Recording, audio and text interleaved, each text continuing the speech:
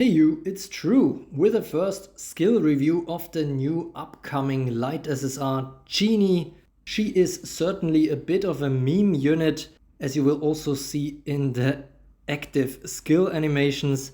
But let's check out if this crazy unit can be more than just memes. Her speed is quite low at 151, that is already in the danger zone against somebody like Storm King Arthur, who might end up stunning her if they face each other at dawn. But when and if she gets the turn, what can Genie do? We are starting off strong straight away with a skill that is a bit insane. It is called Golden Sandstorm and gives 10 spirit. Yes, this skill basically immediately maxes out your spirit even if you're currently at 0. The time unit cost is 100 and this deals 50% damage to all enemies, ignoring counterstands, ignoring skin passive skills. This skill locks after use and unlocks when this unit damages an enemy with another attack. So she cannot just spam Golden Sandstorm. Still quite a sick move, I have to say. Of course, 50% damage is really not much. Might just be enough to finish off some units, for example, that are currently at hold ground, even hiding behind guards. And of course, you cannot ignore the massive spirit production of this skill that has never been seen before. Her second skill is a Vigor skill, so has some HP requirement to unlock the full damage, and it looks a bit like an upgrade over Dark Sun Wukong's Prime Blow.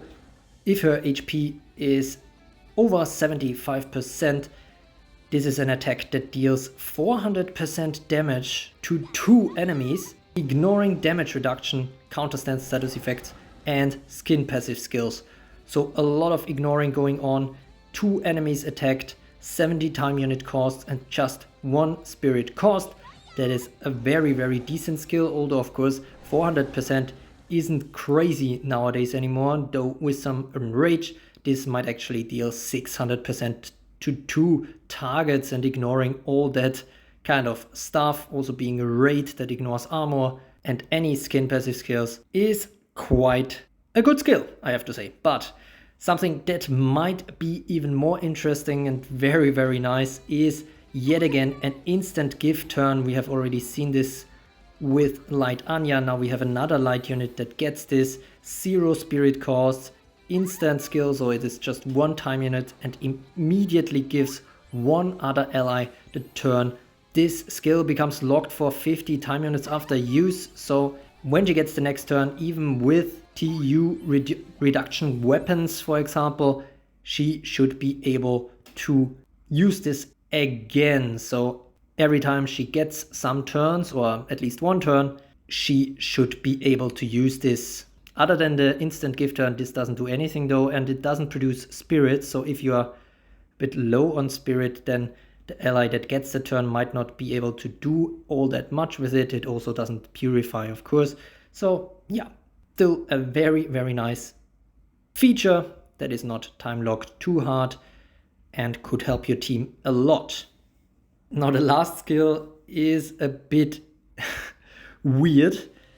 Initially in the boss version it was called BAM, B-A-M, and now we know that it stands for Big Awesome Move, costing 0 spirit at first and then 100 time unit cost, but the requirement seems quite tough. I'm not sure how often we can see this, although some of her passive skills help her use this.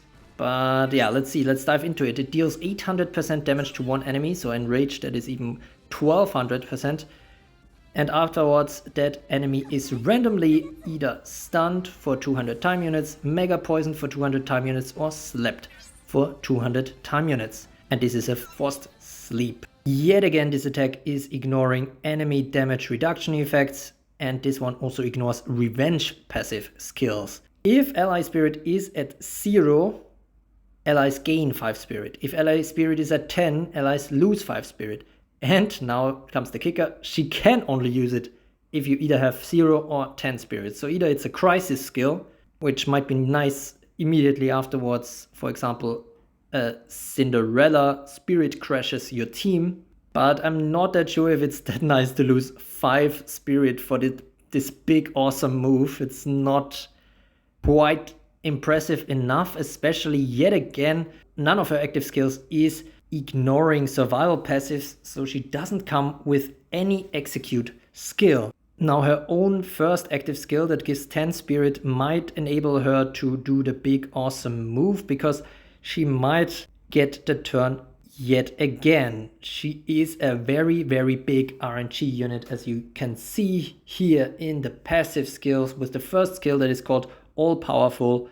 With a 100% chance this would probably be true, but this unit has a 33% chance, maybe alluding to the 3 wishes that you would usually get from a Genie, to immediately get another turn after dealing damage with an attack. So there you can see that after a golden sandstorm, she might just get another turn and then be able to immediately use the BAM, but that will cost you 5 spirit. Previously, of course, producing 10 spirit, but if you started already quite high, it might still be net negative.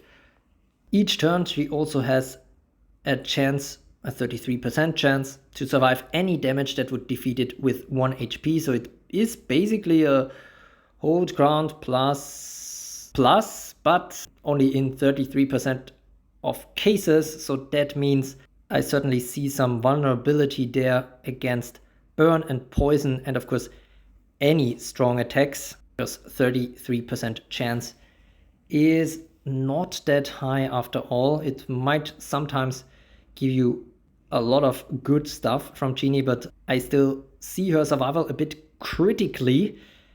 She also has a 33% chance to ignore any incoming status effects like sleep, poison, and burn. Of course, quite nice as well, and might help her survive more, but still I'm concerned about especially poison and burn, because as you saw in the previous one, there's a 33% chance to survive any damage that would defeat it with 1 HP each turn. So each turn, the poison or the burn, if she is as 1 HP, would trigger again, and then she needs to land luckily on the 33% again to survive. So a bit rough. She also has a 33% chance to ignore incoming stun effects, which of course is nice. She has also a 33% evasive stance, meaning she could ignore attacks that would damage exactly 2 targets. And then more generalist and actually more helpful, I think, or the thing we will see the most, is that she will enrage 1 random ally at the end of each turn with a chance of 33%, and she could weaken 1 random enemy at the end of each turn, again with a 33% chance. All of these are independently calculated. So yeah, as you can see, heavy RNG in her first passive already. Now luckily, the things I mentioned before are not the only thing that might keep her alive. She also comes with unlimited healing, and it basically does exactly what it says, and quite a lot at that. Each time this unit takes damage from an attack and survives until after the end of the turn, and this is where it gets really tricky, she will be purified, and that is helpful especially if she's burning or poisoned, and heal for 75% of her max HP. Now that might sound like a lot, but keep in mind that she only has a conditional or a probability based hold ground, and so the key part here for me is the surviving until after the end of the turn, which of course, if it's small attacks, if it's weak attacks, very, very easy for her to be at 100% HP very quickly yet again. But I'm still concerned for her survival given the damage scaling that we have seen recently. For example, a BAM from herself, from an enemy Genie, for example, could easily take her out, especially because she doesn't come with any armor, although that wouldn't help her against the BAM either. Now what's really nice though, and this might depend on how the AI reacts to her as well, how easily she can survive, because every time another ally on the battlefield that is non-conjured dies, she purifies and heals all allies on the battlefield for 800% of her own attack. So this, if she is sufficiently leveled, is a full heal, a purify, for your entire team whenever a non-conjured unit dies. This could certainly be very helpful and annoying to deal with if you are facing her, especially if she manages to hide behind guards. Still, I am concerned about her survivability. The 33% hold ground plus is not really all that impressive to me, I have to say. And so I am concerned about her survival. Also, all the other stuff is just very heavily RNG, and yes, very strong potentially at that. But she doesn't come with anything 100%. You know, there's no stun wards, no poison wards, no burn wards or anything like that. She might just get unlucky and hit the 66% all the time, get stunned, get slapped, etc., etc. And stun is probably my biggest concern for her. You really want her to get turns so she can also give your other teammates turns. But if she is stunned, then it will be rough for her despite the unlimited healing. That might help survive a little longer. A plus for her, I reckon, is that she can be used in any team except burn, as far as I can see.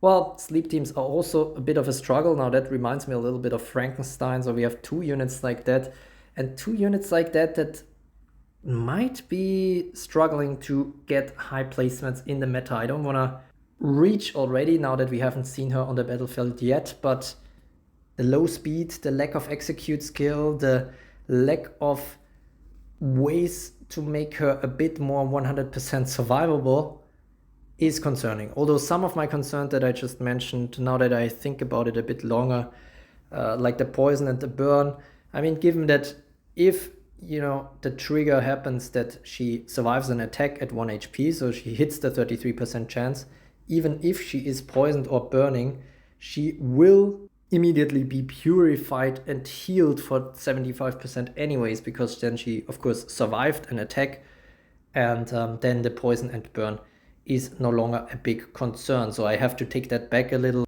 I'm more concerned about any unit that can deal some very, very strong attacks and stuns, of course, because you really want her to give turns to your teammates. But yeah, yet again, I have to say, we will have to see how she performs on the battlefield, what her hate level will be. That will also be a big factor, because if she has a very low hate level and gets ignored a lot by enemy units, then this is a unit that could become quite powerful, because she can just support your team heavily and not be reliant on guards protecting her from death. Guards or plot armor, I would say, because the RNG factor, of course, could keep her alive quite a lot. Then again, I think 33% chance shouldn't be overestimated. Yes, there could be quite some annoying situations where it's very difficult to kill her off, but strong execute skills, it feels like she has 0%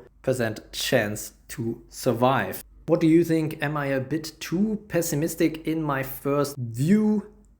Is Sigza letting the meta rest just a little bit over this summer? Stay tuned for high-level arena footage on this channel as usual, and my summon or skip review, where I will go deeper into detail on which teams and players I recommend Genie for. Hit the like button if you found this video helpful. Maybe we can even get 100 likes on this video. I would much appreciate it.